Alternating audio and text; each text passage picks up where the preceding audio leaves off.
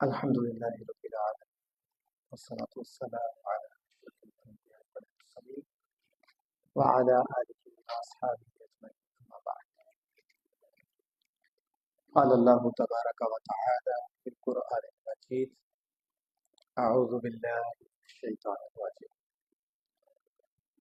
هو اللہ الذی لا الہ الا هو الملک القدوس السلام المؤمن المہیمن العزیز الجبار المتکبر سبحان اللہ عما یشرکون۔ ہر قسم کی حمد و ثنا اللہ وحدہ لا شریک کی ذات اقدس کے لیے۔ درود و سلام جناب محمد رسول اللہ صلی اللہ علیہ وسلم کی ذات بابرکت کے لیے۔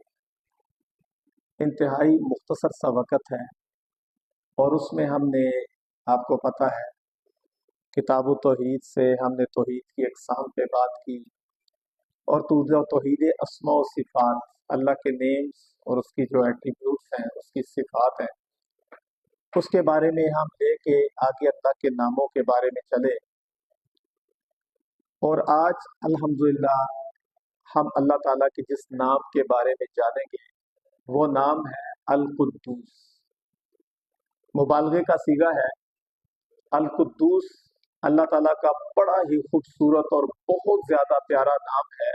ویسے تو سارے اللہ کے نام پیارے ہیں۔ القدوس کا معنی ہے بہت زیادہ پاک، پاکیزگی والا، جو عیب سے پاک ہو، جو شرک سے پاک ہو، ہر قسم کے شریک سے پاک ہو، وہ اللہ جس کے فیصلے ہر قسم کی غلطی سے پاک ہوں، وہ القدوس اللہ تعالیٰ جو ہے، یہ اللہ کا بڑا خوبصورت نام ہے۔ قرآن مجید میں دو جگہ پہ یہ نام اللہ تعالیٰ کا آیا ہے۔ ایک تو وہ جو میں نے آیت آپ کے سامنے پڑھی ہے، سورہ حشر کی آخری سے پچھلی آیت ہے، هو اللہ الذی لا الہ الا هو، اللہ کی توحید کا تذکرہ۔ اس کے بعد فرمایا الملک القدوس السلام المؤمن المہیمن العزیز الجبار المتکبر سبحان اللہ عما یشرکون۔ مختصر وقت میں بات ہے، انشاءاللہ آپ کو سمجھ آ جائے گی۔ تھوڑا سا وقت نکال کے اللہ تعالیٰ کا تعارف، اللہ کی توحید کو، اللہ کے اسماء و صفات کو پہچاننے کی کوشش کریں۔ اللہ تعالیٰ کے نام القدوس کا یہاں پہ تذکرہ کیا گیا۔ دوسرا سورۃ الجمعہ کے اندر اللہ رب العزت نے کیا فرمایا؟ یسبح للہ ما فی السماوات و ما فی الارض الملک القدوس العزیز الحکیم۔ یہاں پہ اللہ تعالیٰ نے القدوس کا لفظ دوبارہ یہ استعمال کیا۔ ویسے تو فرشتوں نے بھی اللہ تعالیٰ کو کہا تھا کہ اللہ ہم تیری تقدیس بیان کرنے والے ہیں، تیری تسبیح بیان کرنے والے ہیں، لیکن خاص یہ لفظ دو جگہ پہ اسی طرح، اسی حیت، اسی حالت میں استعمال کیا گیا۔ القدوس اللہ تعالیٰ کا وہ پیارا نام ہے جس میں ہمیں پتہ چلتا ہے کہ اللہ تعالیٰ کی یہ جو صفت ہے نا، پاکیزگی والی، اس میں کس قدر کمال ہے۔ ایک بہت بڑے امام گزرے ہیں، امام بہقی رحمہ اللہ، وہ فرمایا کرتے تھے کہ القدوس جو ہے وَهُوَ الطاہر، قدوس کا مطلب یہ ہے وَهُوَ الطاہر من العیوب، وہ ذات جو عیبوں سے پاک ہو، کسی بھی قسم کا اس کے اندر عیب نہ ہو، اس کو القدوس کہتے ہیں۔ اور آگے مزید انہوں نے وضاحت فرمائی کہ صرف یہی نہیں، وہ فرماتے ہیں کہ وَهُوَ الطاہر من العیوب، پھر وہ فرماتے ہیں المنزہ عن الاولاد والانداد، جو اولاد سے بھی پاک ہو اور جو اپنے جو شریکوں سے بھی پاک ہو، جس کا کوئی شریک نہ ہو۔ اور ہم جب سورہ اخلاص کا ترجمہ پڑھتے ہیں تو اس میں کیا پڑھتے ہیں؟ لم یلد ولم یولد، اللہ کی کوئی اولاد نہیں ہے، اللہ تعالیٰ اولاد سے پاک ہے، یہ ہم سورہ اخلاص کے اندر پڑھتے ہیں۔ اور یہی امام بہقی رحمۃ اللہ علیہ نے فرمایا کہ وہ ذات جو اولاد سے پاک ہو، اس کی کوئی اولاد نہ ہو، اور وہ شرکا سے پاک ہو، اس کا کوئی شریک نہ ہو، کوئی برابری کرنے والا نہ ہو۔ قل هو اللہ احد، اللہ تنہا ہے، اکیلا ہے، یکتا ہے، اللہ الصمد، اللہ بے نیاز۔ لم یلد ولم یولد کا ترجمہ ہم نے پڑھا ولم یکن لہ کفوا احد، اور کوئی بھی نہیں ہے جو اللہ کا ہمسر برابری کرنے والا، اللہ تعالیٰ کے ساتھ اس کی جو ہے وہ ربوبیت میں، الوہیت میں یا اسماء و صفات میں اس کا شریک ہو، کوئی بھی نہیں۔ تو اس لیے ہمیں جو ہے وہ امام بہقی رحمۃ اللہ علیہ نے اس کا تعارف کروایا۔ اور دوسرے نمبر پہ जो है इब्न कसीर रहमतुल्लाह अलैह, जिन्होंने कुरान मजीद की तफसीर लिखी है, उन्होंने फरमाया कि ये जो होता है ना अल कुद्दूस, जो लफ्ज़ है अल्लाह ताला का जो प्यारा नाम है, वो कहते हैं कि अल मुनज़्ज़हु अनिन नकाइस, इसका मतलब है कि नकाइस से पाक होना, नकाइस से पाक होना, यानी वो ज़ात जो नकाइस से पाक हो, अल मौसूफु बिसिफातिल कमाल, और जिसमें जिसकी सिफात पूरी की पूरी कामल हो, उसमें जलाल भी हो, जमाल भी हो, कमाल भी हो। दुनिया में किसी के अंदर कमाल है, उसके अंदर जो है वो जमाल नहीं है, किसी में जमाल में उसमें कमाल नहीं है, ठीक है, किसी के अंदर जमाल जलाल है, उसमें जलाल नहीं है। अल्लाह की ये तीनों चीजें जो है, जलाल, जमाल, कमाल, ये तीनों चीजें अल्लाह ताला के अंदर पूरी कामलियत के साथ, तकमील के साथ मौजूद है। इसको कहते हैं अल कुद्दूस। अच्छा, मैं मुख्तसर करता हूँ बात को समझाने के लिए। देखिए, अल कुद्दूस का माना हमने पढ़ा बहुत ज्यादा पाक, पाकीज़गी वाला।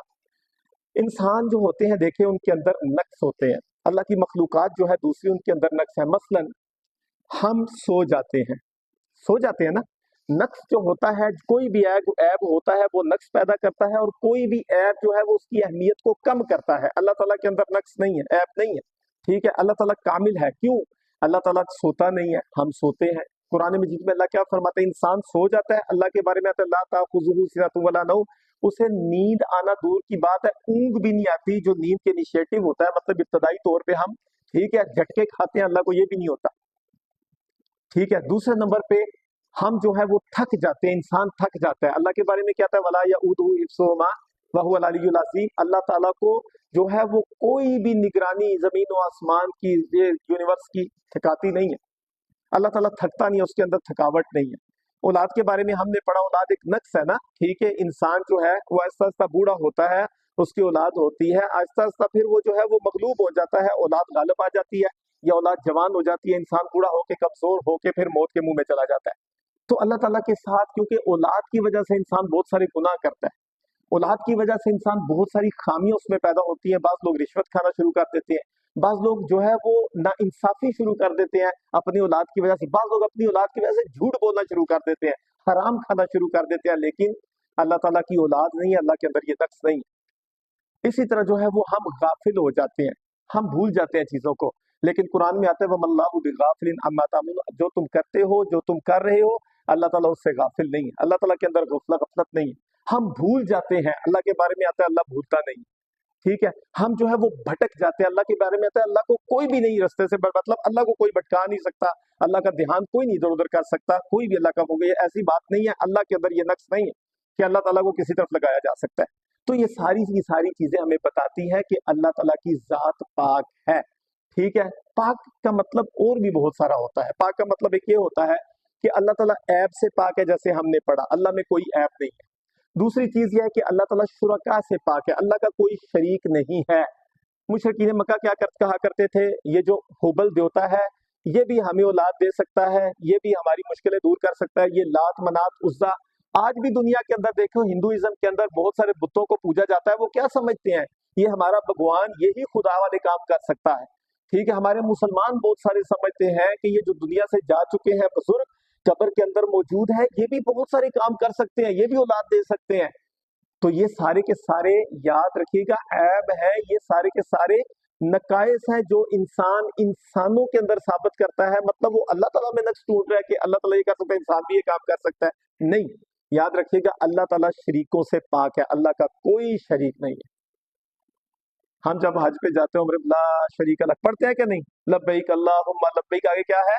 लब्बैक ला शरीक लक, बार बार ला शरीक लक लब्बैक, ला शरीक, अल्लाह तेरा कोई शरीक नहीं है। हर जगह पे ला इलाहा इल्लल्लाह। हम क्या कहते हैं? अल्लाह तेरे अलावा कोई भी सच्चा माबूद हकीकी नहीं है, सब कुछ तू है, तेरे अलावा कोई नहीं है, अल्लाह तेरा कोई शरीक नहीं है। बार बार कुरान के अंदर ये पढ़ते हैं। तो इससे भी पता चलता है कि अल्लाह ताला के हाँ, ठीक है, अल्लाह का कोई शरीक नहीं है। तीसरी चीज है कि अल्लाह रब्बुल इज्जत जो है, वो दुनिया में अल्लाह ने किसी चीज को भी अबस बेकार और फजूल पैदा नहीं किया, और अल्लाह का कोई फैसला फजूल नहीं है। बात चीजें हम समझते हैं ना, ये फजूल है, मच्छर है, पता नहीं फजूल है, ठीक है। हम समझते हैं ना कुछ चीजें ऐसी हैं जो फजूल पैदा की हुई है, शायद इनका मकसद नहीं है, लेकिन अल्लाह कहता है कि नहीं, अफहसिबतुम अन्नमा खलकनाकुम अबसा, तुम समझते हो कि हमने तुम्हें अबस पैदा किया, बेकार पैदा किया। याद रखो, अल्लाह ताला का कोई फैसला ऐसा नहीं है जिसमें नक्स हो, ठीक है। अल्लाह की कोई मखलूक ऐसी नहीं है जो अबस और बेकार हो। ہمیں سمجھ نہیں آتی, ہماری عقل میں نہیں آتی, لیکن اللہ جانتا ہے کہ اس کا فائدہ کیا ہے. اور ایک بہت بڑی بات جو آج کے اس ٹاپک کی سب سے مین بات ہے وہ یہ ہے کہ انسان یہ یقین کرے اور ایمان لے آئے کہ اللہ نے میرے بارے میں جو فیصلہ کیا ہے, اللہ نے میرے بارے میں جو فیصلہ کیا ہے وہ فیصلہ ظلم سے پاک ہے. وہ فیصلہ کیا ہے؟ ظلم سے پاک ہے. ہم کیوں شکوہ کرتے ہیں؟ ہم سمجھتے ہیں ہمارے ساتھ ظلم ہو رہا ہے, ہم سمجھتے ہیں ہمارے ساتھ زیادتی ہو رہی ہے, ٹھیک ہے, ہم سمجھتے ہیں کہ قدرت کی طرف سے کسی کو اولاد نہیں ملی تو وہ یہ سمجھتا ہے کہ شاید جو ہے وہ میں بد نصیب ہوں یا میرے لیے وہ اولاد نہیں ہو رہی, اللہ میرے ساتھ زیادتی کر رہا ہے. ایسا نہیں ہے. اللہ کی قسم, اللہ تعالیٰ کے ہاں جو فیصلے ہیں وہ حکمت سے بھرے ہوئے ہیں. اللہ اپنی حکمتوں کا جانتا ہے, ہم نہیں جان سکتے. کوئی بچہ مر جاتا ہے, کوئی جوان مر جاتا ہے, ہم سمجھتے ہیں کہ اس کا مرنا جو ہے ابھی تو اس کا مرنے کا وقت نہیں تھا. بھئی ایسی بات نہیں ہے, اس کا اسی وقت مرنا بہتر تھا. ہم نہیں جانتے, اللہ جانتا. کوئی چھوٹا بچہ پیدا ہو گیا ہے, فوت ہو گیا ہے, ہم ماں باپ جو ہے وہ دکھ کرتے ہیں, کہتے ہیں اللہ تو نے ابھی ہم سے چھین لینا تھا, کرتے ہیں نا اس طرح کی باتیں. اللہ یہ کوئی وقت تھا اس کا مرنے کا؟ مرنے کا کوئی وقت نہیں ہوتا بھائی, ٹھیک ہے. اللہ تعالیٰ کا فیصلہ مضبوط ہے. جب انسان کی ٹینشن کب ختم ہو سکتی ہے, ہم اینزائٹی اور ڈپریشن سے کب نکل سکتے ہیں؟ مال میں نقصان ہو سکتا ہے نا, بزنس کیا نقصان ہو گیا, اولاد ہوئی فوت ہو گئی, انسان کو بہت ساری چیزوں میں لاس ہو سکتا ہے, نقصان ہو سکتا ہے, اولاد ہو ہی نہیں رہی بندے کی, ٹھیک ہے, انسان کو رزق نہیں کھل کے مل رہا ہے, انسان پریشان ہے بہت سارے مسائل میں. تو انسان یہ یقین رکھے کہ اللہ تعالیٰ نے میرے بارے میں جو فیصلہ کیا ہے وہ ظلم سے پاک ہے. اللہ میرے ساتھ ظلم نہیں کر رہا, کیونکہ اللہ تعالیٰ نے تو اپنے اوپر ظلم حرام کر لیا ہے نا, ٹھیک ہے. اللہ تعالیٰ نے اپنے اوپر ظلم حرام کیا تو اللہ تعالیٰ کیسے ظلم کرے گا؟ تو اللہ ظلم نہیں کرتا. جب ہمیں یہ یقین ہو جائے گا تو اللہ تعالیٰ کی جو صفت القدوس ہے, یہ اللہ کا نام ہے, ہمیں اس کی سمجھ آنی شروع ہو جائے گی. اس کے بعد ہم جو ہے نبی علیہ الصلوۃ والسلام رکوع اور سجدے میں کیا پڑھتے ہیں؟ سبوح قدوس رب الملائکۃ والروح, تقدیس بیان کرتے تھے. فرشتے اللہ کی تقدیس بیان کرتے ہیں. یسبح للہ ما فی السماوات و ما فی الارض, زمین اور آسمان میں جتنی بھی مخلوقات ہیں یہ ساری کیا کرتی ہیں؟ اللہ کی تقدیس بیان کرتی ہے, اللہ کی پاکیزگی بیان کرتی ہے. جب غلطی ہو ہمیں کیا کہنا چاہیے؟ اللہ کی پاکیزگی بیان کرنی چاہیے. ہم تو شٹ کہتے ہیں نا, او شٹ کیا ہو گیا, ٹھیک ہے, کوئی چیز کے نو یار یہ کیا ہو گیا, ہمیں کہنا چاہیے سبحان اللہ. کیا کہنا چاہیے؟ سبحان اللہ, استغفر اللہ, لا الہ الا. یہ جملے اپنی زبان میں عادت ڈالنی چاہیے. یونس علیہ السلام مچھلی کے پیٹ میں چلے گئے, آخری بات, پیٹ میں چلے گئے. بظاہر تو مچھلی کا پیٹ اندھیرا ہے, قید مل گئی, اب نکلنی کوئی صورت نہیں ہے, دنیا میں کسی کو پتہ نہیں ہے, سمندر کا اندھیرا, پیٹ کا اندھیرا, سارا واقعہ آپ نے سن رکھا ہے. تو وہاں پہ یونس علیہ السلام نے کیا کہا تھا؟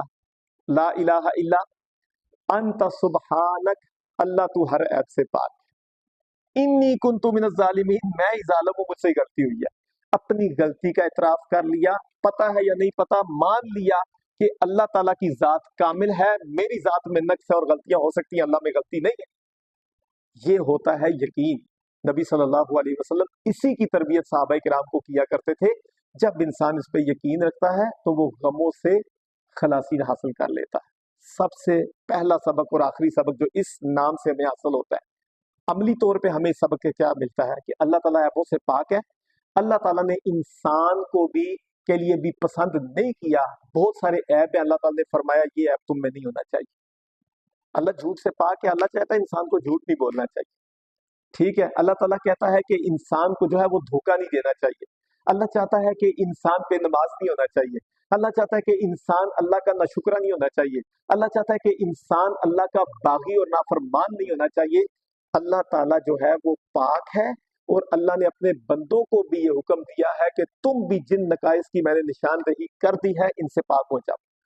تو ہمیں یہ سبق سیکھنا چاہیے. اللہ مجھے آپ سب کو اللہ کے پیارے نام القدوس کو اپنی زندگی میں عملی طور پہ, ٹھیک ہے, اس کے اثرات ہم پہ نظر آئیں. اللہ ہمیں اپنانے کی, سمجھنے کی اور عملی طور پہ پریکٹیکلی طور پہ اپنے آپ کو نقائص پاک کرنے والا, نقائص سے پاک کرنے کی توفیق اللہ سے مانگنی چاہیے, اور کوشش کرنے والا اللہ تعالیٰ ہمیں بنا دے. اقول قولی ھذا استغفر اللہ لی و لکم ولسائر المسلمین. السلام علیکم و رحمۃ اللہ وبرکاتہ.